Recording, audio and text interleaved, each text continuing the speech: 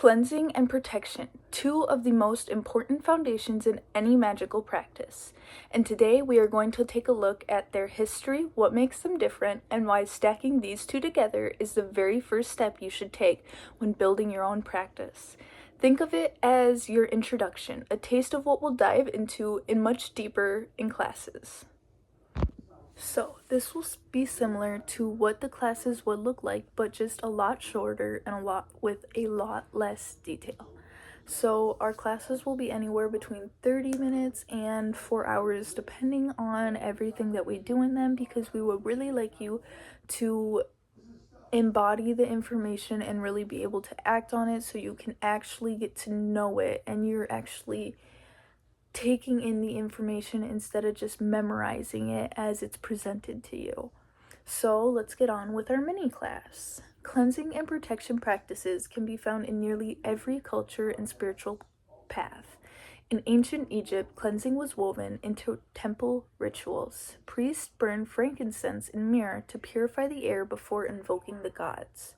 Protection was embodied in amulets like the High of Horus, a symbol of divine guarding said to protect against illness and evil spirits.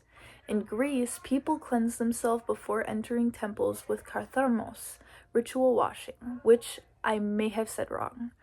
The goddess Hecate was called upon for protection at thresholds, crossroads, and doorways, guarding against wandering spirits. In Norse traditions, fire and smoke were used for purification. Warriors might invoke Thor, not just as the god of storms, but also as a protector wielding, again, forgive me if I say this wrong, Mjolnir. It's spelled Mjolnir. If anyone knows how to pronounce that and can correct me, because I'm probably not pronouncing it wrong, please do in the comments. But they invoked him not just as the god of storms, but as a protector wielding that to shield against chaos and harm. In European folk magic, herbs like rosemary, lavender, and juniper were burned or hung in doorways to sweep away unwanted energies, or for protection, people used iron nails, carved protection runes, or even drew chalk circles around sacred spaces. And across indigenous traditions around the world, smoke, water, sound, and prayer have been used to both cleanse and protect, ensuring that sacred spaces remained aligned with balance and harmony.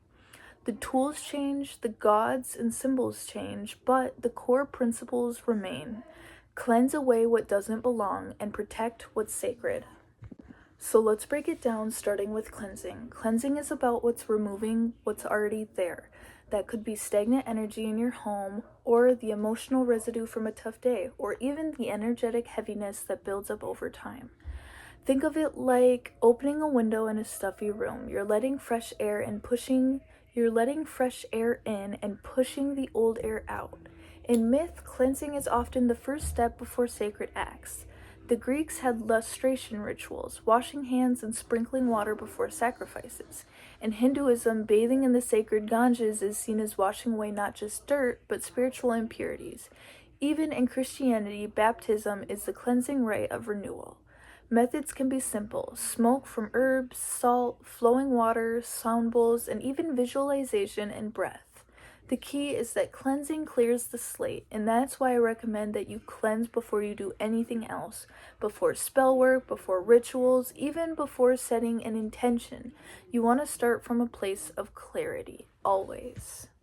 Now, protection is the next layer. Cleansing clears things away, but protection is what keeps those unwanted energies from coming back. Think of it like cleaning your front porch and then locking the front door. Protection has always been woven into mythology. The Egyptian goddess Bastet guarded households from evil spirits and illnesses. The Romans carried small protective charms called boule, and in Norse culture, warriors carved protective runes like algiz for divine shielding. Even today we see echoes of this: crosses over doorways, crystals tucked in pockets, and herbs like incense. Protection can look like carrying stones, casting circles, drawing sigils, calling on deities, or simply setting strong energetic boundaries. It's called creating a barrier. It's subtle and strong between you and what you don't want. Cleansing opens the space and protection seals it. Remember that always. And that's where the magic begins to happen, stacking cleansing and protection together. If you only cleanse, you're constantly clearing but never preventing the negative energy or stagnant energy. If you're only protecting, you're building a wall around a messy house that already has that nasty energy in it. But when you do both, cleanse first, then protect, you create a clean, safe, sacred foundation that's protected. And that's why nearly every culture starts rituals with cleansing and protection. From temple incense to washing to amulets to salt, it's all about preparing the space.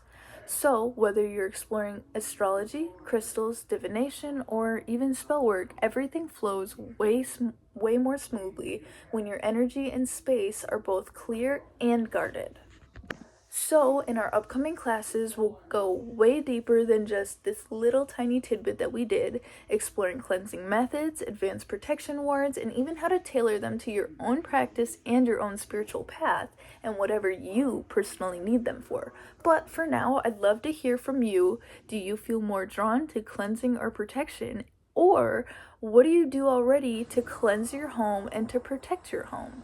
Drop your answers in the comments below, and if you want to keep building the magical foundation, don't forget to subscribe and keep an eye out for updates on classes and workshops. This, cleansing and protection, is just the beginning of everything that I want to teach you.